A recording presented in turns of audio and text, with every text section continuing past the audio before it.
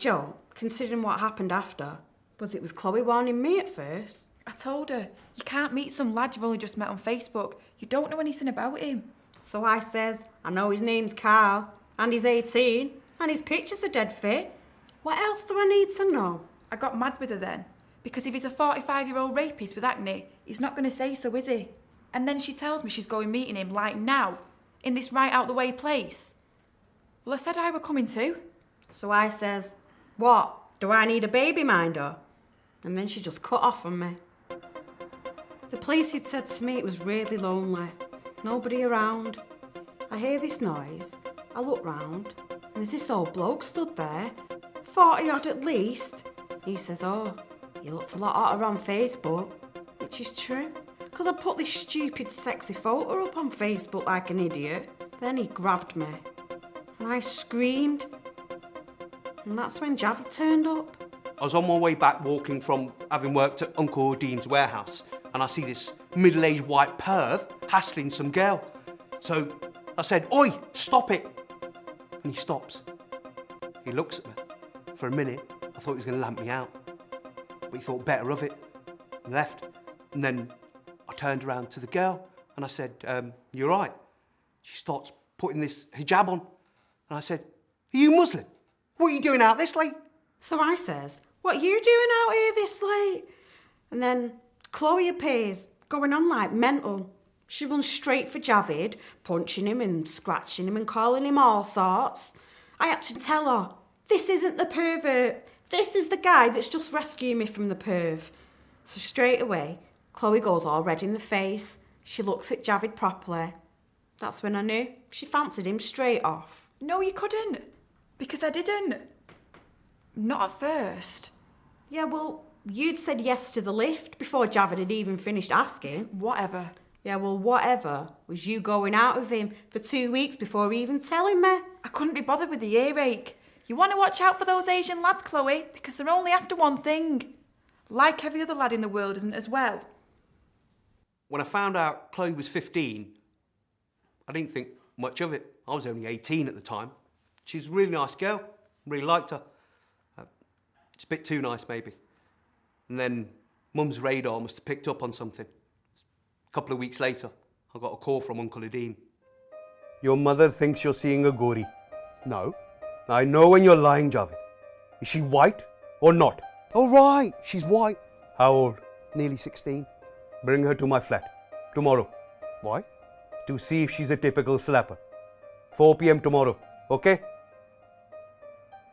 Look, Adine's my dad's cousin and my boss. He's like a big cheese in the community, whatever. And we're living in one of his houses, rent-free. My dad can't work, he's permanently sick. My mum's looking after him. So I wasn't going to say no to him, was I? But after I rang the bell, I knew I shouldn't have left her there. Bad call. Somebody told me to come up on this buzzer thing. And when I went into the office, there was this white guy there. And I knew he wasn't Javid's uncle. So I was a bit wary. But he was really nice and polite. Said he was one of Adim's business associates or something. And he offered me a drink. But I said that I'd have a soft drink instead. And then Adim came in and told him to check up on another delivery or something. And then he said, Nice to meet you, Chloe. Look forward to seeing a lot more of you. Then Adim starts straight in, saying that Javid's mum would stop me seeing him if she ever found out about us. But he could tell that I was a really nice girl, so he said he wouldn't say anything. But he was worried because he thought Javid might be taking advantage of me. But I said Javid wasn't like that, and we'd not had sex yet anyway. And then Adim said he had another appointment, but for me to get in touch if I ever needed his help or advice. And then he held his hand out to shake, and when he did, he held onto it for a bit and said what a pleasure it was to meet such a beautiful, intelligent young woman. And it felt great, because no one had ever said anything like that to me before. Never. I've seen her. She's a slut. Finish it, or I'll tell your parents. Your father's ill. Do you want to kill him? And if I find out you're still seeing this Gori, you can kiss goodbye to your job with me. And don't do it face to face. Text her. And do it at the end of school so it's easier for her. And don't mention me. Understand? What school did you say she went to? He finished with me by text. I ran out of school and I rang him, but he didn't answer. I couldn't stop myself crying. But then Nadeem was there. I don't even know how he knew what school I went to, but he came over and put his arm around me and told me what had happened. Or so I thought. His mother's found him a nice girl in Pakistan. He knew that was happening before he met you. They're going to get married. He showed me a picture of her on his phone and everything. And then he said I should come back to the office for a bit and calm down before I went home. I was so upset. And he was really nice. And I wasn't thinking because I was so upset. So I went. The white guy was there again. And he offered me a drink.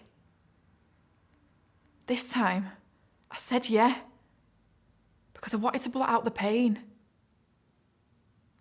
Then Nadeem started asking me all these questions. Like whether my parents knew about me and Javid and whether they approved. But I said that they didn't, mainly because he was too old. But Nadeem said that wasn't the real reason. The real reason was because they were prejudiced and they wanted to treat me like I was a little kid. Phil kept topping my drinks up and it felt great because it was taking the pain away. And then I started to feel really, really woozy. And Nadeem was saying I was well rid of Javid because he'd not even told his parents about me, which meant that he didn't respect me. But he said that he did. I mean, Nadeem said he respected me. He said a mature young woman like me deserves someone who was more experienced, who'd treat me like a grown-up. And then he said we should go and talk somewhere more private, away from Phil. I was well out of it by then. And he kind of led me into this bedroom.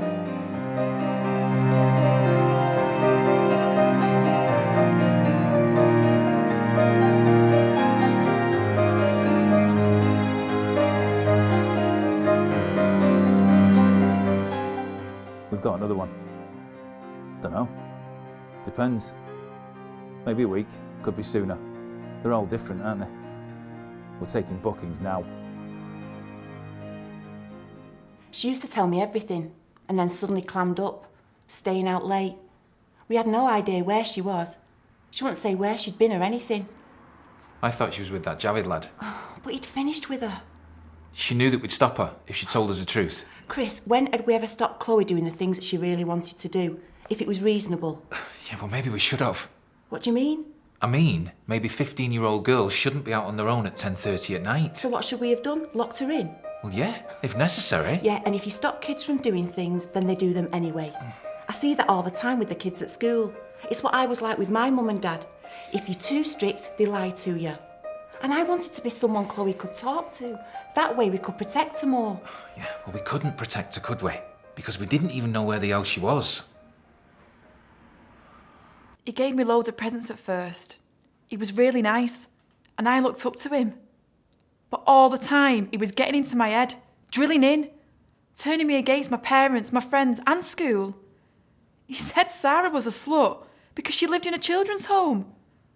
And he said school was a waste of time. He got me thinking that everything I thought that was good was bad, and that everything that was bad was good and normal. He was spiking my drinks all the time, I think. And then he said he had to be nice to Phil, like I was nice with him, which meant that I had to sleep with him. And when I said I didn't want to, he changed completely. You ungrateful little bitch. I give you drink, drugs, jewelry, and I don't tell your parents what you've been doing with me.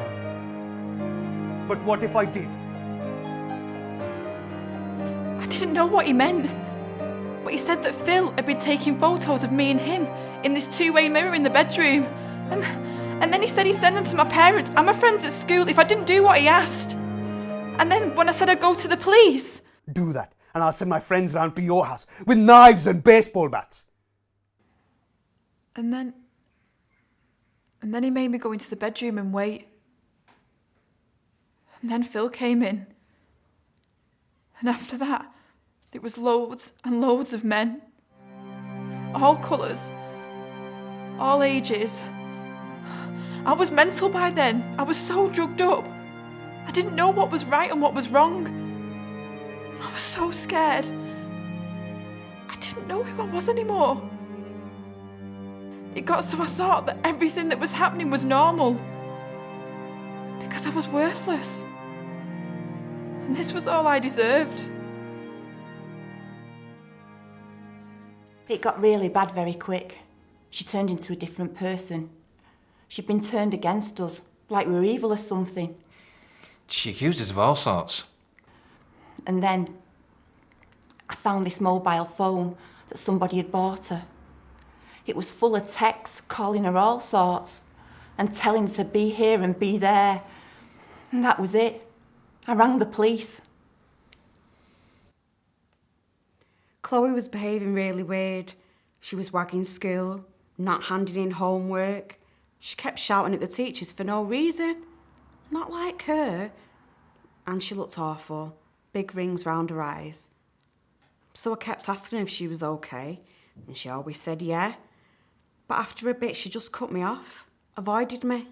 And then I noticed she was being picked up by the same car, driven by this middle-aged Asian guy.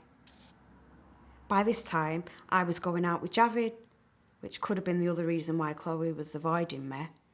So I asked Javid if he knew who the driver was, and he looked weird. So I knew he did. And after I nagged him a bit, then he told me Adeem was his uncle. So the next day, I got Javid to borrow his mate's car, and we followed Adeem when he picked Chloe up. As soon as we showed the police the text and told him how Chloe had been behaving, he said he'd put her on his list. So I said, what list? And he said of kids at risk of sexual exploitation.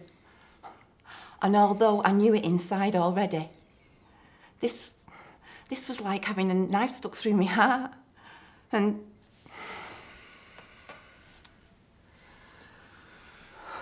He said they'd get Chloe a support worker and they'd slap what they called an abduction order on this Adeem so that he couldn't come anywhere near her while they were gathering the evidence to prosecute him. It's all right, love. It's over now. Chloe's okay. she'll never be okay. So we followed him, Adeem I mean, straight to this sleazy flat. And we saw him drag Chloe out of the car to the door and ring the bell. But the guy who answered it was the same white pervert who tried it on with me after pretending to be somebody else on Facebook. And that's when I knew, because I'd seen these trials all over the internet. The copper came and saw Chloe, said that they could put Adeem and this Phil away for a very long time and protect lots of other girls too, if she'd identify them on video. And she tried. But when Adeem's face came up, she just couldn't do it. She just broke down. Do that, and I'll send my friends round to your house with knives and baseball bats. Do that, and I'll send my friends round to your house with knives and baseball bats. I was scared of what they'd do to you. I know, love. I know that. And that's when Sarah came up trumps. What a lovely lass. She'd had a rotten time as a kid, growing up and caring everything. But she really came up trumps. The curtains in one of the upstairs windows of his flat was a bit open, and there was a tree directly opposite. So I told Javid to get up it and film what was going on. And at first he was like, "Why me?" And I said, "Well, it was you that introduced Chloe to Adeem in the first place." And he said, "Yeah, but I didn't know what was going on, did I?" So I said, "Yeah, but you were too thick to think, weren't you? You were responsible, so get up that tree." And he did. And he filmed everything on his camera. And it was awful. But we got it. And we went straight to the police. And that were it. They put both of them and a few others away for a long time. Can't be too long for me. And Chloe's all right now, aren't you, love? Yeah. She'll never be completely right. Not the same. He took away a childhood. Mum, sorry. No, she's right. Stuff like this never goes away. Not completely. But I'm glad they got them, so they can't do it to anyone else. But there's loads more out there. I don't want this to happen to other girls, or lads for that matter, because I've seen them doing it to them too. I don't want them to fall into the same traps as I did. Never. Ever.